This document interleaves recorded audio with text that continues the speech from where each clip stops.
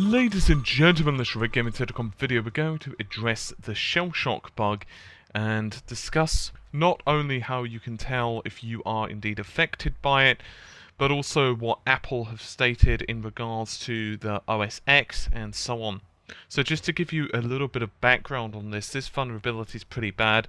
It allows users, or unauthorized users, shall I say, to take advantage of a bash vulnerability. Now, bash is effectively a Unix command, and so unauthorized users can actually use this to hijack a system. Now, if you're interested in internet security, and if you're running, for example, your own web server, there's a very good chance that you've heard about this. Chaps over, for example, at Red Hat have been really busy trying to create patches to pretty much stop this massive exploit. Now, I've done this in an article as well, where I've got links to a few blogs and also the script that I'm going to tell you about in just a second if you are concerned that you are indeed affected. But first of all, this video is primarily going to be discussing like what's going on and also what Apple are saying about for the moment, and then we'll get into that in just a second. So anyway, as I said, Apple have commented on this issue, and they said, and I quote, "The vast majority of OS X users are not at risk to the recently reported bash vulnerabilities. Bash is a Unix command, shell and language included in OS X, and has a weakness that could allow unauthorized users to remotely gain control of vulnerable systems. With OS X, systems are safe by default and are not exposed to remote exploits of bash unless users configure advanced Unix services. We are working to quickly provide a software update for our advanced Unix users." So basically, security experts have stated that bash isn't used by OS X by default for internet-facing processes. In other words, the internet is not directly talking and discussing things with bash, which is a very good thing. It means that while it's not technically immune to the Shellshock bug, because if a user is logged in to the machine, if a remote user is logged into the machine, they don't even have to be granted administrative rights. That's important to remember. They can still run this vulnerability, so don't just think, oh, okay, I'm safe, and that's it. Do still be very cautious about this stuff. For sake of clarity, because obviously Linux forms the basis of a variety of different devices, including iOS and also Android, well, to a degree anyway, Unix/Linux. Your iPhone, iPad, and other iOS devices are fine. Also, Android devices are pretty much fine as well. However, there is a caveat there. The caveat is that if you have a cyanogenic mod, you are at risk. Once again, this is all in the article, which is linked in the video description. If you need this stuff kind of written down, maybe you've got a less tech-savvy friend that you can just share this with, and it will just be easier for them. Another bonus is I know a lot of you guys in work have YouTube blocked, so I figured the website probably isn't blocked, so you might be able to access it if you need help. So there is a script that's going about. It's pretty lengthy, and there's no way I'm going to be able to read it out to you. But effectively, all this script does is allow you to see whether your system is capable of running an undefined command. If it is capable, if the text that does spit out precisely how it's written down, that's bad. So that's when you need to start being a bit careful.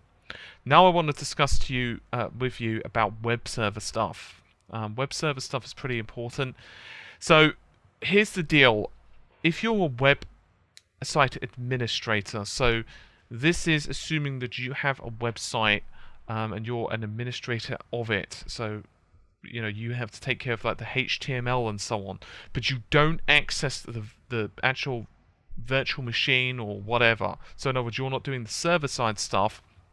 All you're doing is you're just like changing the HTML code, or for example, doing blog updates, whatever.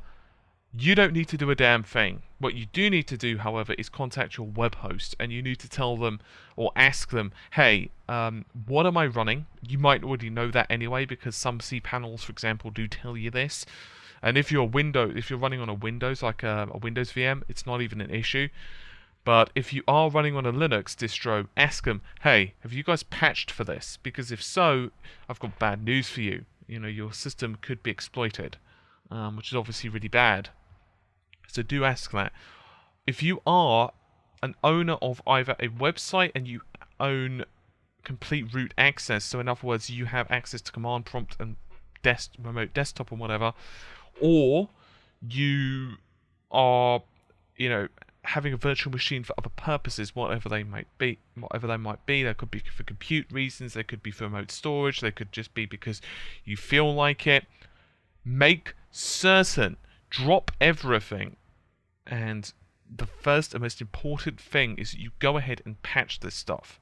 So even if, this is just a simple example, but even if your boss tells you that, you know, you're working for like a firm and your boss tells you that you need a project done tomorrow because otherwise, you know, it could be really bad for their company, or they need it done because they want to migrate to a later version of like a database, you just have to be really firm with them and tell them, I'm sorry, I can't do that.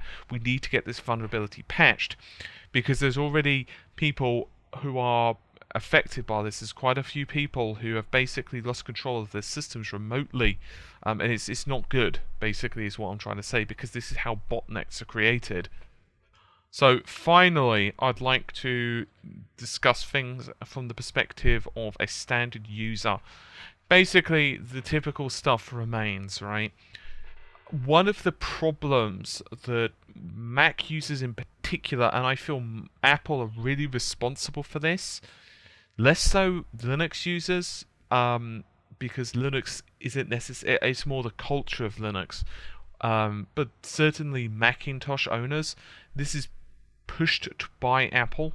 And as I said, it's not exclusive, because quite a few Linux users have the same feeling. Basically, it comes down to they don't feel they need an antivirus, or they don't feel that they need to be careful really so much online as a Windows user. Now, I'm not just really discussing antiviruses in AV and that's it. We're talking in very generic terms for this part, because one of the problems that people run into is that they take things very literally. Microsoft, to a degree, also raised this same issue when they first started to push towards Vista and UAC.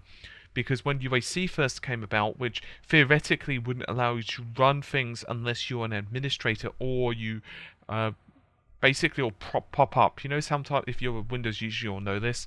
It will pop up and say, you know, this application requires administrative permission to run. Are you sure about that? Are you sure you want to run it? Well, that did help to stop some exploits. Unfortunately, there are ways around this. Now, I had an interview of Bitdefender a while back, and that's also linked in this article. I'd recommend you check it out if you want more information on how this kind of thing happens. So once again, I'm not pointing the fingers at you. I'm not saying you don't have an antivirus solution in place or whatever. I'm just saying that if you are a Mac OS X user, or you know someone who is, just, you know, still practice basic internet security stuff. You're not invulnerable. And I know most of you who are watching this channel are probably not going to be that person who just clicks on porn.exe. But I'm just pointing out that, you know, you still have to be a little bit careful when it comes to this stuff. And it's very, very, very easy, particularly if you get a bit impatient online and, you know, you're just trying to kind of get something done and like a pop-up happens and you're not even looking. That's how, you know, these things can happen sometimes. So just to reiterate and to close this video off, the basic bottom line, if you're wondering whether your little sister, whether her laptop has the vulnerability or not, just for example, most likely she's safe. If she's running OS X, she's most likely safe unless she's made some major changes, or you've made some major changes, or someone's made major changes to her system. What I would recommend, however, is you do run a command similar to this, or at the very least you have a quick look at what the thing is, how it exploits, and go from there. I'm not saying to panic, but, you know, just bear it in mind, because let's face it, you don't want to lose, you know, data, and you don't want to be in a bad situation, is pretty much what I'm saying. Anyway, hopefully you've enjoyed the video. somewhat informative. Maybe, possibly, could be, hopefully. Anyway, I'll see you soon. Take care, and bye for now.